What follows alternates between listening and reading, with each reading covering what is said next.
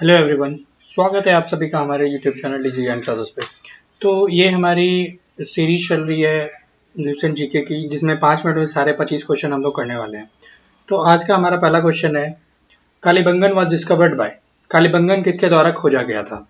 आपके ऑप्शन है A Ghosh, N C Majumdar, B N Rao, Dayaram Saini. तो इसका राइट आंसर है ए घोष। 1953 में ए घोष जी ने कालीबंगन का खोज किया था। अब जान लेते हैं अलेक्जेंडर कनिंघम के बारे में। तो Alexander Cunningham first DG director general बनाए गए थे ASI archaeological survey of India के, ठीक है। फिर हमारा है बनावली। बनावली के बारे में जान लेते हैं। बनावली हरियाणा में पड़ता है और बनावली फेमस है बार्ले कल्टीवेशन, फेमस था बार्ले कल्टीवेशन के लिए। ये क्वेश्चन आते हैं, बहुत इंपॉर्टेंट है। फिर है हमारा पशुपति महादेव। तो पशुपति महादेव का पूजा किया जाता था इंडस वैली सिविलाइजेशन में। अगर इंडस वैली सिविलाइजेशन के गॉड के बारे में पूछा गया तो पशुपति महादेव के बारे में हम लोग आंसर देंगे। फिर मोहनजोदड़ो के बारे में जान लेते हैं। मोहनजोदड़ो से रिलेटेड क्वेश्चन आता है, ग्रेट बाथ कहाँ पाया गया था, ग्रेट गैनरी कहाँ पाया गया था, डांसिंग गर्ल कहाँ पाई गई थी, और मोहनजोदड़ो को माउंट ऑफ डेड सिटी भी कहा जाता है, ठीक है। चलिए फिर आगे बढ़ते हैं सेकंड क्वेश्चन की ओर। Who was the PM of Britain during cabinet mission 1946? Cabinet mission for 1946 के दौरान ब्रिटेन का पीएम कौन था? आपके ऑप्शन है Lord Canning, Lytton, Mountbatten, Clement Attlee. तो इसका राइट आंसर है Clement Attlee. Clement Attlee during 1946 cabinet mission, Clement Attlee प्रधानमंत्री थे। अब ये डिकी बर्ड प्लान के बारे में जाना था। डिकी बर्ड प्लान क्या था? तो ये डिकी बर्ड प्लान 1947 में माउंटबेटन द्वारा लाया गया था और इस प्लान को पार्टीशन प्लान भी बोलते हैं। डिकी बर्ड प्लान और पार्टीशन प्लान दोनों एक ही प्लान है, दोनों का नाम सिर्फ अलग कर दिया गया था। फिर है बाल्कन प्लान। बाल्कन प्लान को भी पार्टीशन और डिकी बर्ड प्लान कहते हैं। यह भी 1947 में माउंटबेटन द्वारा लाया गया था और ये बाल्कन प्लान बोले थे, बाल्कन प्लान नाम रखा गया था जेएन नेहरू द्वारा, ठीक है। फिर नेक्स्ट है हमारा अगस्त ऑफर। अगस्त ऑफर 1940 में आया था। अगस्त ऑफर किनके द्वारा? तो ली लिंथुगो के द्वारा, ठीक है। फिर नेक्स्ट है हमारा डायरेक्ट एक्शन डे। तो डायरेक्ट एक्शन डे 16 अगस्त 1946। ये क्वेश्चन, ये सारे जो भी मैं आपको बता रहा हूँ सारे इंपॉर्टेंट फैक्ट्स है। 1946 को डायरेक्ट एक्शन प्लान डे के नाम से जाना जाता है। ये सारे क्वेश्चन पूछे जाते हैं। हमारा third question, the delta of river Krishna is called. Krishna नदी के डेल्टा को क्या कहा जाता है? ऑप्शन है granary of east, granary of south, Sundarban delta, granary of west. तो इसको ग्रेनरी ऑफ साउथ इंडिया, यहाँ इंडिया छूट गया, साउथ इंडिया कहा जाता है, ठीक है।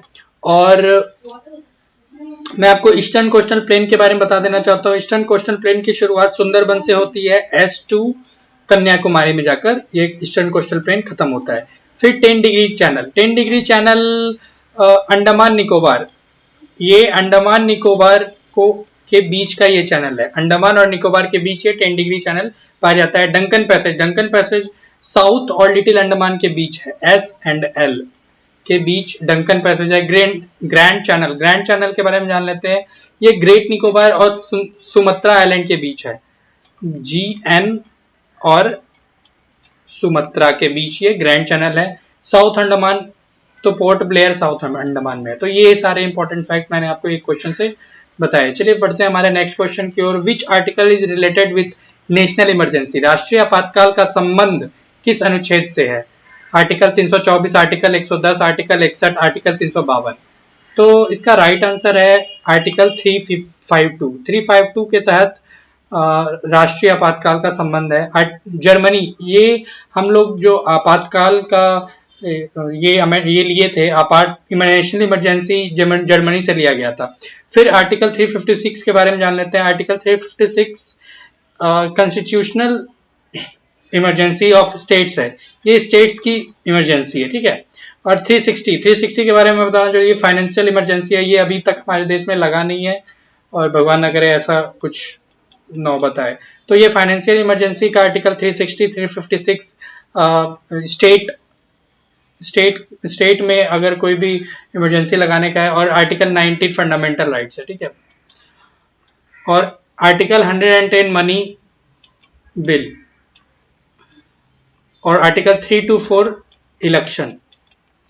चलिए आगे बढ़ते हैं। आज के हमारे fifth question, last question, the pension of retired high court जजेस इज चार्ज अपॉन विच? सेवानिवृत्त उच्च न्यायालय के न्यायाधीशों की पेंशन किस पर आरोपित है? तो आपका फर्स्ट ऑप्शन है consolidated fund of India, CFI, CSI, contingency fund of India, contingency fund of state. तो इसका राइट आंसर है कंसोलिडेटेड फंड ऑफ इंडिया। और मैं आपको बताना चाहता हूँ 24 अप्रैल को हम लोग पंचायती दिवस मनाते हैं।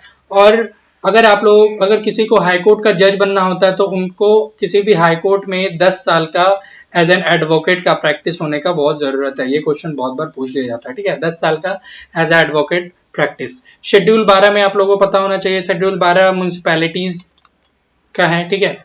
और 74 amendment act municipality amendment act है, जिसके तहत पार्ट 9A को जोड़ा गया था, जो कि म्यूनिसिपैलिटीज का है।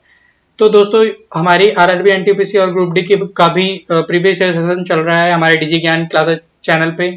और अगर आप लोगों को हमारी किसी भी वीडियो की पीडीएफ चाहिए, किसी भी क्लास की पीडीएफ चाहिए, तो हमारा डिजी ज्ञान से जुड़े। तो दोस्तों ये था हमारा आज का सेशन। धन्यवाद।